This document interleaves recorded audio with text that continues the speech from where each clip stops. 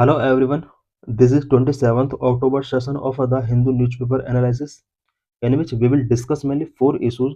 The first issue is related to IUCN World Heritage Outlook Report 2025 and second issue is related to India ASEAN Summit. Third issue is related to India Nepal economic ties and fourth issue is related to fugitive economic offenders at 2018. So let's discuss all the issues in detail.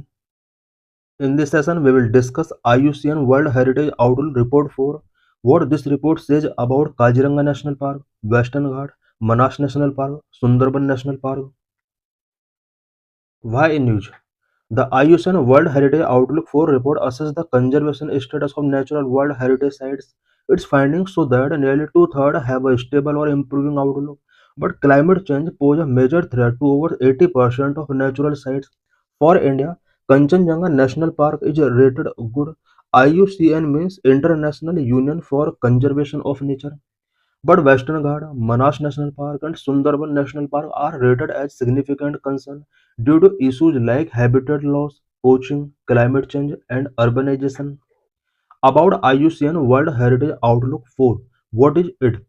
Uh, what it is? The IUCN World Heritage Outlook is a global assessment system that evaluates the state of conservation of all UNESCO Natural World Heritage sites every 3 to 5 years. Published by It is released by the IUCN through its World Heritage Program and World Commission on Protected Areas WCPA. Launched in the fourth edition, Outlook 4 launched in Abu Dhabi at the IUCN World Conservation Congress 2025. Previous editions were published in 2014, 2017, and 2020. Aim: track conservation health, monitor how effectively natural World Heritage sites are managed and conserved, identify threats, provide early warning signals for sites facing degradation, climate threat, or governance gap. Key summary of the IUCN World Heritage Outlook 4 Global Trend. Nearly two-thirds, about 65% of World Heritage sites show a stable or improving conservation outlook since 2020. Climate threat. Over 80% of natural sites face direct climate risks like coral bleaching, glacier melt, and wildfires, posing severe ecological and cultural challenges. For example, Great Barrier Reef, Australia, continues to experience bleaching events despite management upgrades. Biodiversity pressure. Around 60% of sites are under stress from invasive species, habitat loss, and overexploitation, particularly in tropical ecosystems. Warning signal. Around 15 sites were added to the World Heritage in Danger list, reflecting a rise in conflict-linked habitat loss and pollution in fragile ecosystems. Trends in India. Total sites. India has 7 natural and mixed World Heritage sites representing over 1.5% of global natural heritage area. Improved sites. Kaziranga and Manas so enhanced ecological health through anti-poaching patrols, habitat restoration, and ecotourism regulation backed by local community involvement. At risk site, Sundarban declining mangrove health due to salinity, cyclones, and sea level rise, while Western Ghat face mining, construction, and land use conflicts. Emerging concern.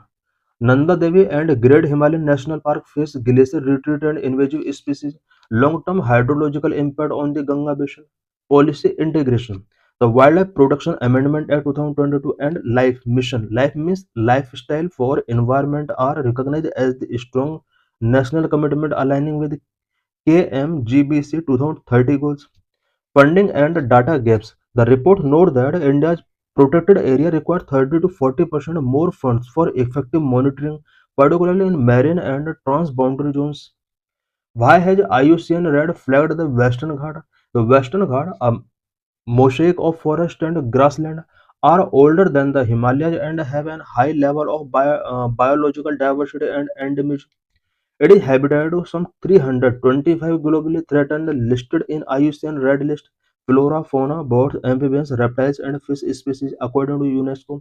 This includes the Nilgiri thar, a stocky, agile goat found nowhere else on in the earth. What makes the Western Ghat vulnerable? The Western Ghat are highly endangered due to number one hundreds of hydropower projects such as the proposed rupees 5,843 crore Sillabala pumped storage hydroelectric project in Nilgiri. This involved construction dam across river Sillahala and river Kundha to generate about 1000 megawatt of power to Tamil Nadu's plain.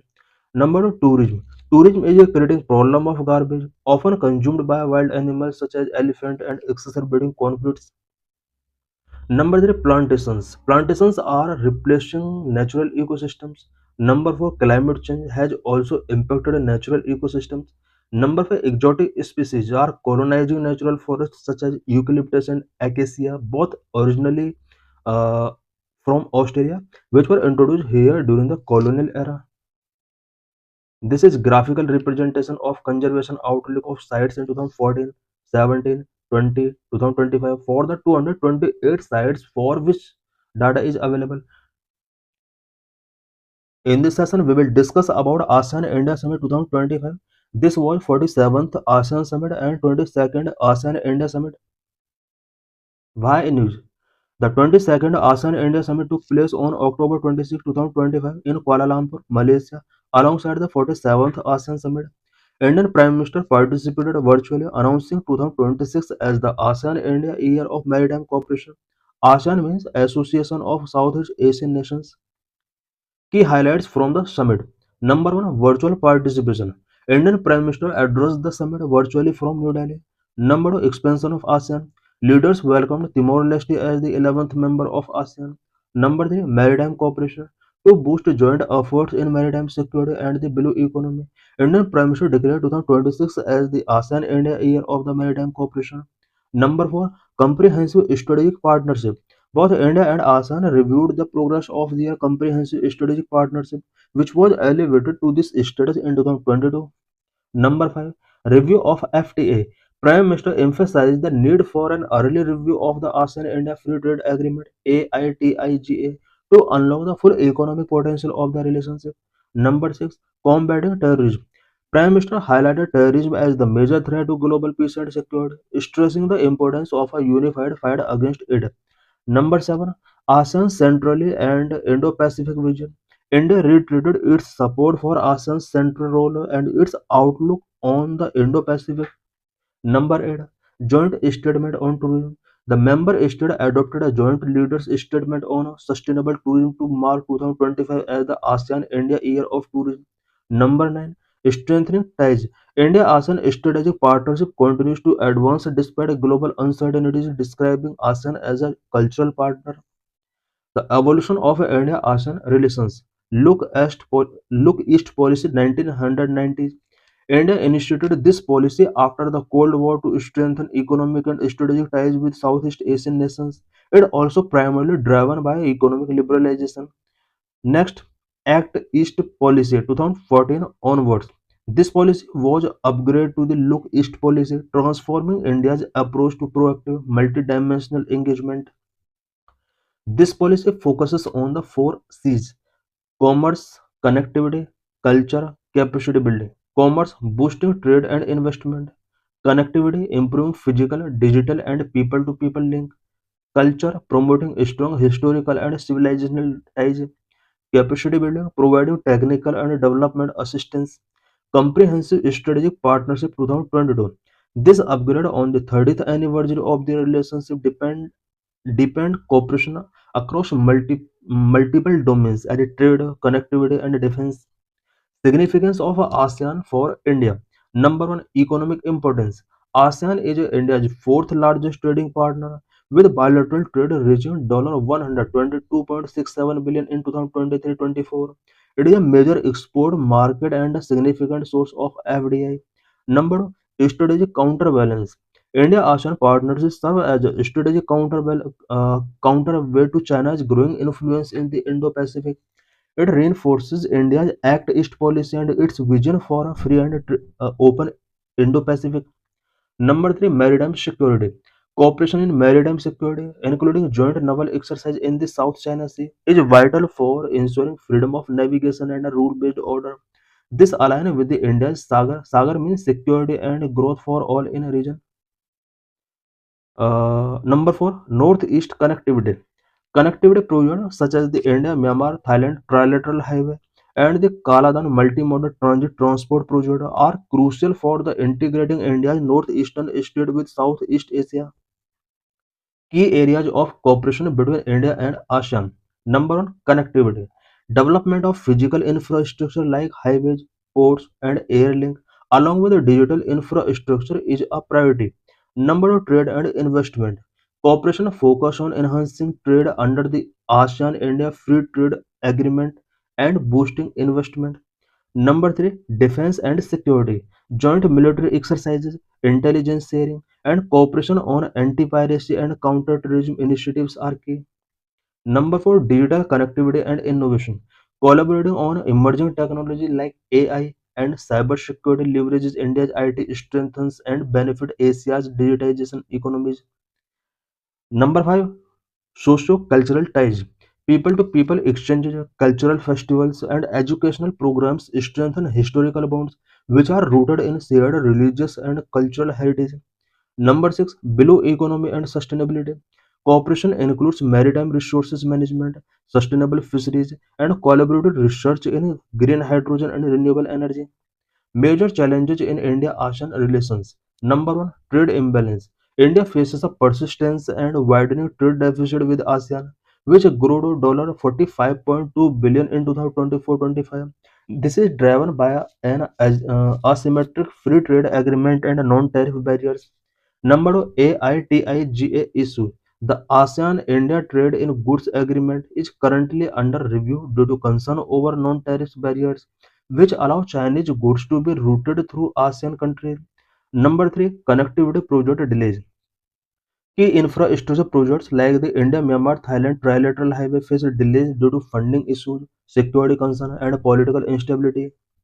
Number four, geopolitical balancing. Some ASEAN countries are hesitant to align with India's strategic goal due to their significant economic dependence on China. This can limit the depth of security cooperation. Number five, different political instances. Different approaches to regional issues such as the Myanmar crisis create friction. India's pragmatic engagement with the military junta has contrasted with the ASEAN's diplomatic efforts. In this lecture, we will discuss about India-Nepal relations. India-Nepal relations are unique, characterized by deep-rooted cultural, historical, and geographical ties, an open border, and close people-to-people contact, known as a Roti Beti Ka Rishta. These ties are formalized by the 1950 Treaty of Peace and Friendship. However, the relationship has also seen challenges due to geopolitical shift, border disputes, and economic asymmetries. Foundation aspect. The 1950 Treaty of Peace and Friendship. This treaty granted Nepalese and Indian citizens reciprocal right to live and work in either country and own property. Number two, deep cultural and religious link. Both nations share similar traditions in Hinduism and Buddhism. Nepal is home to prominent pilgrim sites including Lumbini, the birthplace of Buddha, and Pashupatinath temple attracting many Indian pilgrims. Number three, strategic importance for India. Nepal share a 1,752 km open border with five Indian states such as Uttarakhand, UP, Bihar, West Bengal, and Sikkim. It acts as a buffer state against China and is crucial for India's national security. Number four, Gorkha regiments. India recruits Nepali citizens into its Gorkha regiment, a testament to their unique defense ties. Key areas of cooperation. The economic relations. India is Nepal's largest trading partner and its primary source of FDI. It provides essential import and transit access for Nepal's trade with other countries. Number two, connectivity and infrastructure. India has initiated several projects such as number one, a rail link, cross-border railway link connecting Jayanagar to Kurtha and Jogbani to Biratnagar pipeline. The Motihari Amlekunj petroleum pipeline is the first cross-border pipeline in South Asia. Number three, inland waterways. India provides Nepal access to India's inland waterways. Energy cooperation. Both nations have collaborated on multiple hydropower projects and have a power exchange agreement. India aims to import 10,000 megawatt of clean energy from Nepal over the next decade. Number four, development assistance.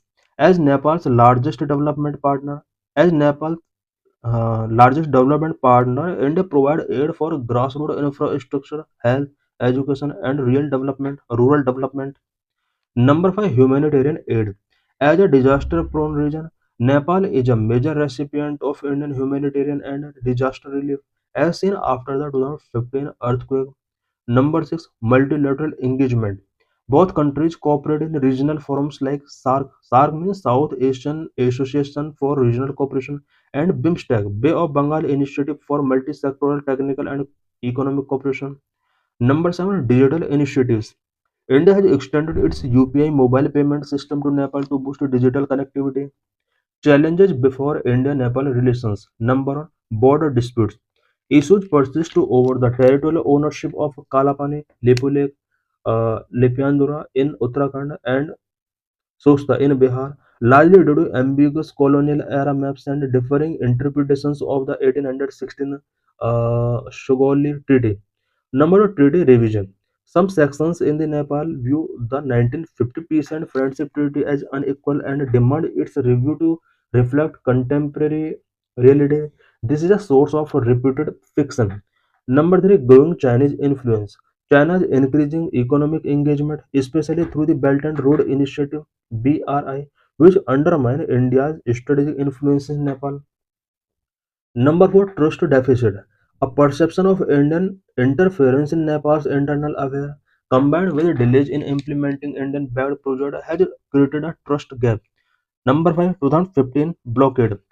The unofficial blockade imposed during the Madhesi protest over Nepal's new constitution triggered strong anti-India sentiment. Number 6, economic asymmetries. The huge trade deficit in India's favor creates a sense of economic overdependence in Nepal. Number 7, internal security. The open border, while fostering people to people contact, is also misusing for illicit activities like smuggling, human trafficking, and the movement of counterfeit currency and terror elements. In this session, we will discuss about Fugitive Economic Offenders Act 2018. Why in news? A Belgium court's ruling in extradition proceedings of Mehul Choksi, a prime accused in the Punjab National Bank scam, is an important development in India's efforts to bring him back to face trial. Mr. Choksi, who had fled India in 2018, has been the target of authorities to get him extradited. Economic offenders account for more than a third, 35% of all those extradited to India from all over the world over 2 decades. Extradition request made by India. Extradition requests are initiated for cases under investigation, under trial, or for convicted criminals. India has signed extradition treaties with 48 countries, territories, and has extradition arrangement with 12 countries. In the last 5 years, India has made 133 extradition requests. In 2024 alone, it made 39 requests, the highest in the 2020 to 2024 period. An analysis of persons extradited or deported by foreign government to India since 2002 show that 35% of them were sent back for economic offences such as financial fraud, cheating, and forgery. Fugitive Economic Offenders Act 2018. Fugitive Economic Offenders Act 2018, a law designed to deter individuals from evading Indian law by living outside the country. Key features of the Act. Number 1. Definition of a fugitive economic offender. Someone against whom an arrest warrant has been issued for specified offences involving rupees 100 crore or more, and who has left India or refused to return to avoid prosecution. Purpose: to deter economic offenders from evading the law and to allow for the confiscation of assets.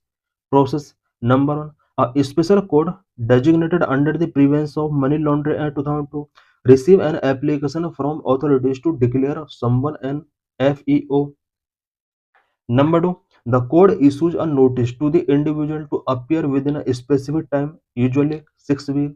Number 3. If the person appears, proceedings terminate. If they do not appear, they can be declared an FEO. Confiscation of assets. Property of a declared FEO can be confiscated and vested in the central government. Attachment of property. Authorities can provisionally attach property of an accused while the application is pending in court. Bar on civil claims. A declared FEO can be barred from filing or defending any civil claim in any court or tribunal. Appeal. Appeals against a special court order can be filed in a high court within 30 days. Thanks for watching this video.